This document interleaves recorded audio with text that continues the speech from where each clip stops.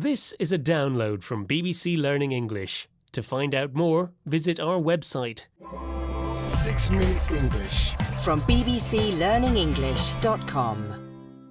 Hello and welcome to 6 Minute English. I'm Sophie. And I'm Neil. How was your weekend, Neil? Well, not great. I hadn't got anything planned, so I didn't see anyone for 2 days. And to be honest, I felt very lonely. There was a real physical feeling in the pit of my stomach. Oh, poor Neil. You do sound really down in the dumps, and that means unhappy. Well, the subject of today's show is loneliness. And loneliness is sometimes described as a social pain, a pain that tells us that we're isolated or lacking contact with others, which motivates us to seek out companionship. I had no idea that feeling lonely had a biological explanation. How does being sociable help us as a species then, Sophie? It's all about cooperation or working together to get something done. For example, finding food. Well, I suppose I cooperated with the pizza delivery guy for a shared outcome. You paid him and he gave you the pizza? Exactly. But it wasn't a socially enriching experience.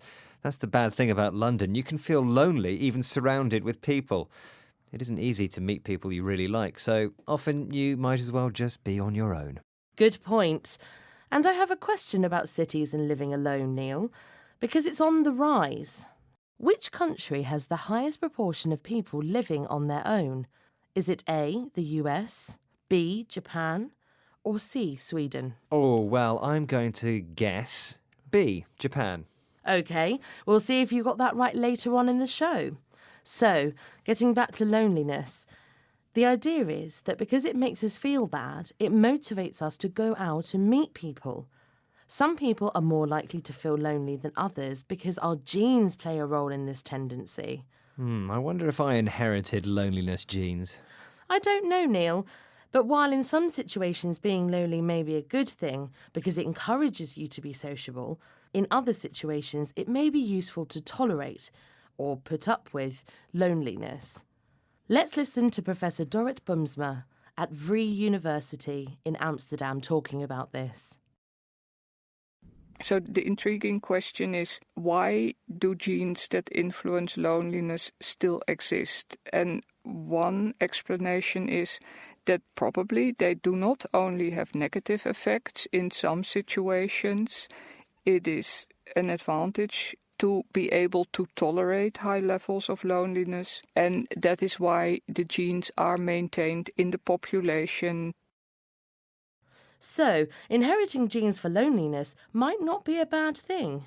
Why is that, Neil? Because it means you can tolerate being alone for a long time without feeling bad. Well, that's an intriguing or very interesting idea.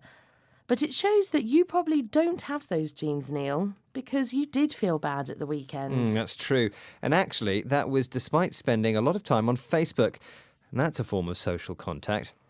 But does all the tweeting, messaging and chatting online that we do make us lonelier because we're getting out less and meeting fewer people? Or do virtual connections stop us from feeling lonely?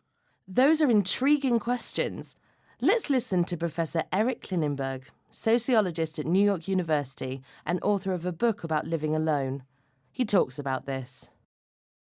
We just don't have great research showing that we are significantly more lonely or isolated today than we were 10 or 20 or 30 years ago, which means that critics who say that Facebook or the internet or whatever device you carry with you is making you lonelier and more miserable, they just don't have that much evidence to back it up. So there isn't enough evidence to back up or support the claim that social media is making us feel lonelier. No, there isn't.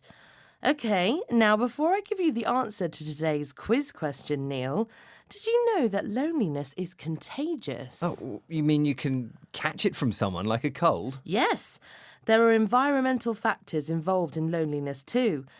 For example, if somebody you talk to every day is always unfriendly towards you, this makes you statistically more likely to be negative in your interactions with somebody else. Well, let's try and stay friendly towards each other then, Sophie.